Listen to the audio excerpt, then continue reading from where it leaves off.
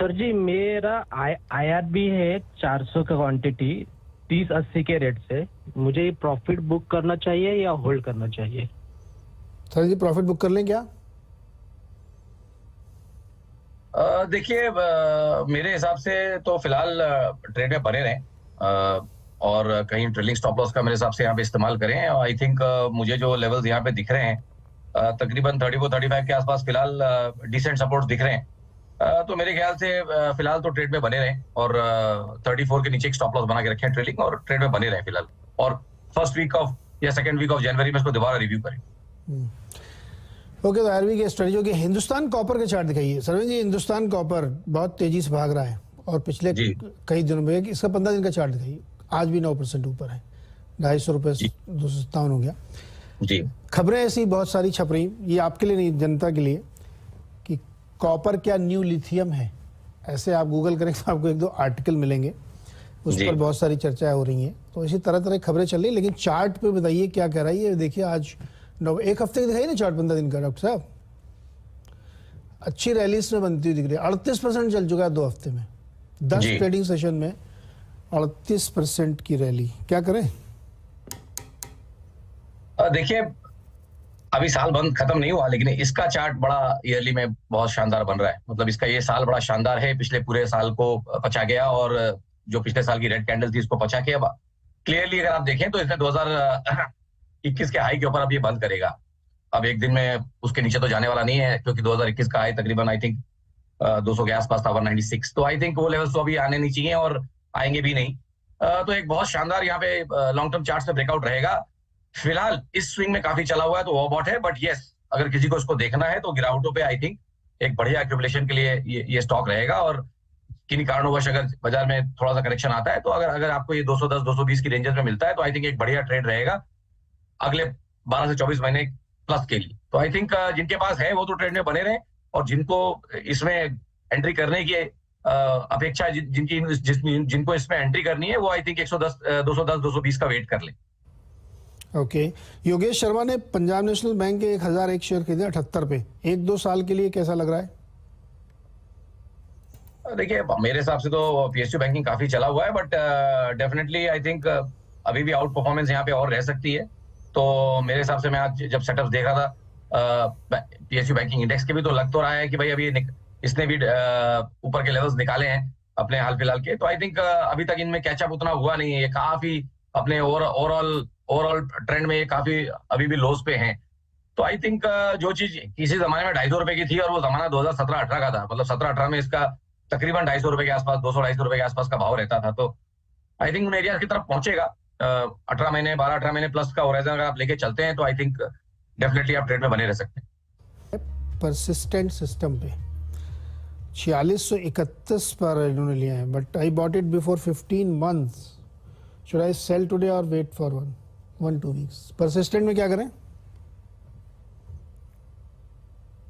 देखिए यहाँ पे एकदम अभी इनके फिलहाल कॉस्ट पे पुल बैक करके आया है।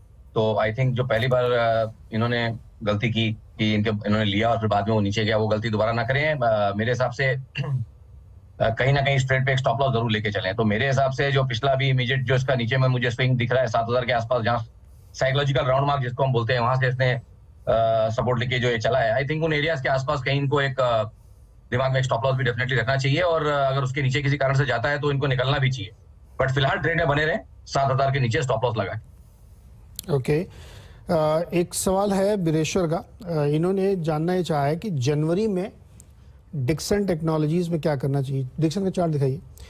इन्होंने जनवरी सीरीज का कॉल ऑप्शन लिया है, स्ट्राइक प्राइस है 6600, 241 रुपये 50 पैसे का। जी नहीं, आई थिंक बहुत ओवरबॉट स्टॉक है, और फिर टाइम वैल्यू वाइज इन्होंने भी बहुत टाइम दिया है। तो आई थिंक इनके ऑप्शन के उस पे तो प्राइस पे मैं टिप्पणी नहीं कर पाऊंगा, बट बहुत ओवरबॉट स्टॉक है। अगर तो इसी रेंज में अगर रह गया तो इनको टाइम वैल्यू में नुकसान होगा, ऐसा मेरा मानना है। नया इसका जो मोमेंटम जो इसमें डेवलप होगा उसके लिए इसको तकरीबन 6600 के लेवल्स निकालने हैं। तो जब तक 6600 के ऊपर नहीं जाता तब तक मोमेंटम नहीं आएगा, और जब तक मोमेंटम नहीं आएगा तो ऑप्शन में फटाफट पैसे नहीं बनते हैं। मैं हमेशा से ये समझाता हूँ। तो आई थिंक अगर आपने ऑप्शन ट्रेडिंग करनी है तो थोड़ा मोमेंटम, थोड़ा स्विंग्स पे भी ध्यान रखें। जब नया स्विंग चालू हो और ब्रेकआउट्स हो उस समय आप कॉल्स बाय करें, या अगर ब्रेकडाउन हो रहे हैं तो आप पुट्स बाय करें। तो पैसे बनने की उम्मीद ज्यादा रहती है, लेकिन टाइम वाइज अगर आप लंबा खड़े रह गए विदाउट व्यू तो फिर क्या है, टाइम वैल्यू में बहुत सारा पैसा निकल भी जाता है। ओके, तो डिक्सन की ये राय है। धीरज कुमार के पास चलते हैं दिल्ली। धीरज जी बताइए। हेलो जी बताइए। जी सर, मेरे पास 600 शेयर हैं सिविलॉन के, 40.88 का प्राइस है, एवरेज प्राइस है। तो मैं ये जानना चाहता हूँ कि इसे होल्ड करना चाहिए या फ्रेश एंट्री लेनी चाहिए अभी। सुजलॉन एनर्जी ना लाखों लोगों का सवाल है, लाखों दर्शक हमारे हैं जो इन्वेस्टर हैं, ट्रेडर हैं, सुजलॉन में निवेशित हैं, यस बैंक में निवेशित हैं, वोडा आइडिया में निवेशित हैं, उन सब की तरफ से ये सवाल है। और इसके प्रतिनिधि हैं आज के धीरज जी। 40.88 का भाव, 600 शेयर ले रखे हैं, 38.10 पे चल रहा है। क्या किया जाए सुजलॉन में? देखिए 2015 से लेके 2023 तक जो भी हम जब हम यस बैंक में डिस्कस कर रहे थे या और जो लेगेसी स्टॉक्स हैं उनमें जब डिस्कस कर रहे थे, तो अब ये स्टॉक है जिसने अपनी 8 साल की रेंज निकाल ली है। 15 रुपए से लेके मोटा मोटी 30 रुपए तक इसमें एक रेंज बनी थी जो 2015 से चली अभी तक। तो 8 साल 7-8 साल वो रेंज चली है। अब उसका ब्रेकआउट हो गया है। तो आई थिंक जब उसका ब्रेकआउट हो गया है तो किन कारणों से हुआ है, कैसे हुआ है, टेक्निकली हम उन चीजों पे कभी ज्यादा सोचते नहीं है। प्राइस ने अगर इंडिकेशन दिया है और ब्रेकआउट हुआ है तो उसको मीनिंगफुल मानेंगे। तो अब यही मान के चलें कि भाई अगर जैसे हमने पहले भी बोला कि 15 से 30 जो स्टॉक 2x हुआ, तो 30 के ब्रेकआउट के बाद अब इसको 60 रुपए तक जाना है। तो नेक्स्ट 12 से 24 महीने में अगर आप इसको लेके चलेंगे कि भाई 30 का ब्रेकआउट हो गया है, तो नेक्स्ट 12 से 24 महीने के लिए आप इसमें 60 रुपए का टारगेट लेके चलेंगे। और अगर आप वो ट्रेड ले रहे होंगे तो आप 30 रुपए के आसपास अगर आपने ट्रेड लिया है तो आप कहीं 25 रुपए के नीचे एक स्टॉप लॉस भी रखेंगे। तो आई थिंक वही एक लॉन्ग टर्म ट्रेड इसमें है, क्योंकि ये T2T वाला स्टॉक यूजुअली रहता है और सर्किटों में चलता गिरता है। तो मैं इसीलिए बोलता हूँ कि इसमें आप ट्रेडिंग नहीं कर पाएंगे, बट दायरा अगर आप लंबा करके चलेंगे तो आपको सोचना यही है कि 8 साल की रेंज का ब्रेकआउट हुआ है, डबल तो होगा ही और उसमें 24 महीने प्लस लगेंगे। तो आप समझ लीजिए कि 60 रुपए तक के टारगेट ध्यान निकल के आ रहे हैं रेंज ब्रेकआउट। जी, कल YouTube लाइव में हमारे साथ एक दर्शक जुड़े थे जी, उन्होंने ₹1.75 में खरीदा सुजलॉन। भाई उनको मुबारकबाद, उनको मुबारकबाद। मैं तो कल से उनकी हिम्मत की दाद दे रहा हूँ कि उस लेवल पर उन्होंने लिया और आज तक होल्ड करके बैठे हुए हैं।